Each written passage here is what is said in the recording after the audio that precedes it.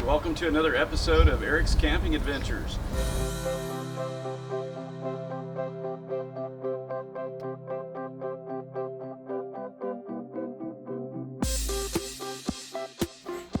So last time we tore the bathroom apart and we took the sink out and we started looking at this spot up here, but you can see there's some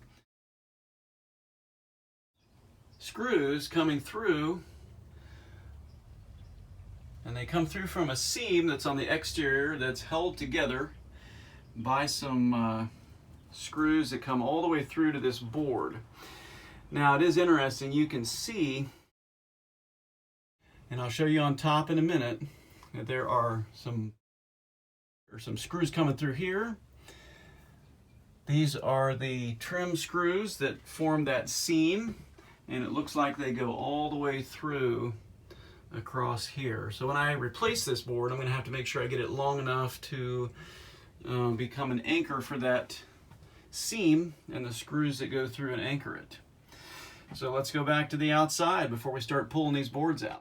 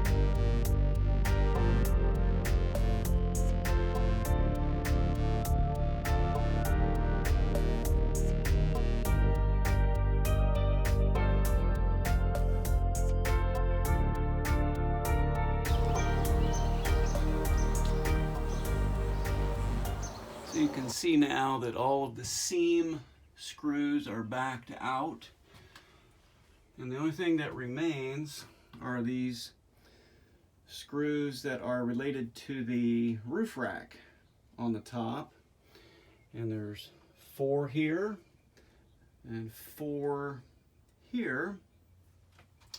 Now we got to get those out.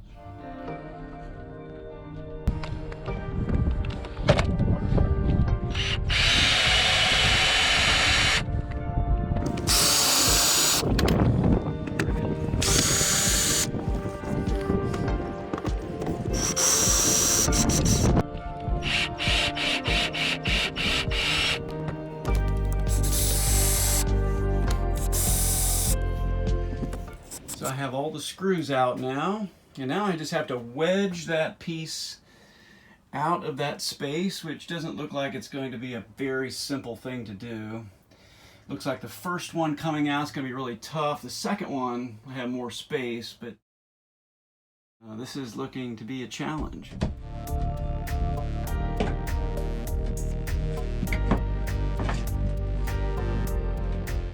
So I have decided that my best idea is to take all the screws out of this side and to try to wedge it that direction so that there is more space between them to slide out the first board. I don't believe I'm going to be putting it back together this way. We'll find a different solution.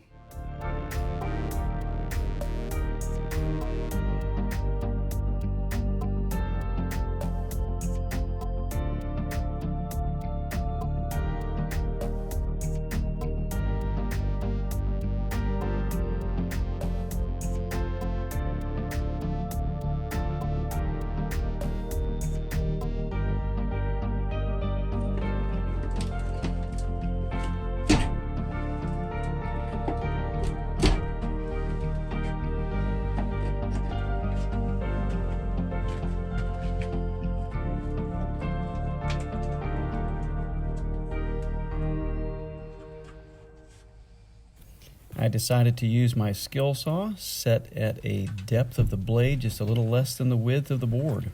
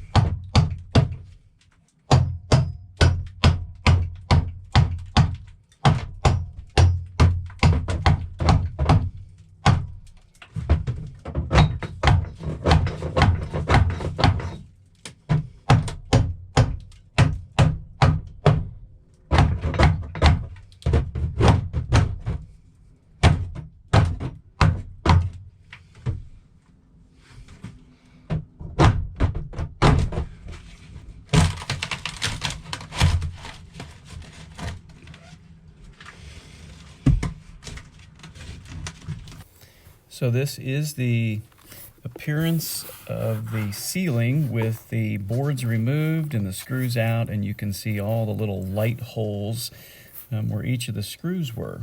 You can also tell that there's a little bit of rust on the inside, so you know exactly where the water was coming in.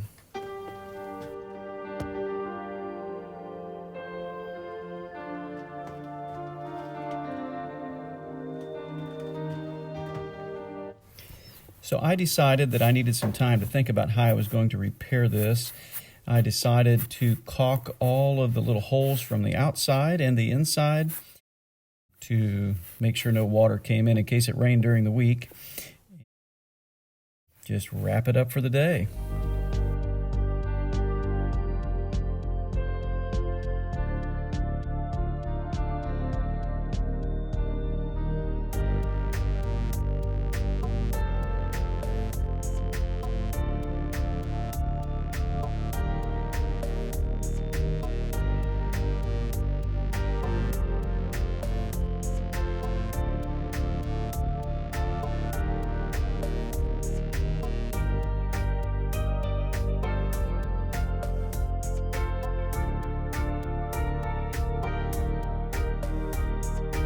Since I had my caulk out, I decided to go around, just look at the camper a bit and see if there's any other spots that needed some caulk. And I found a couple. Well, hey, thanks for joining me for another episode of Eric's Camping Adventures.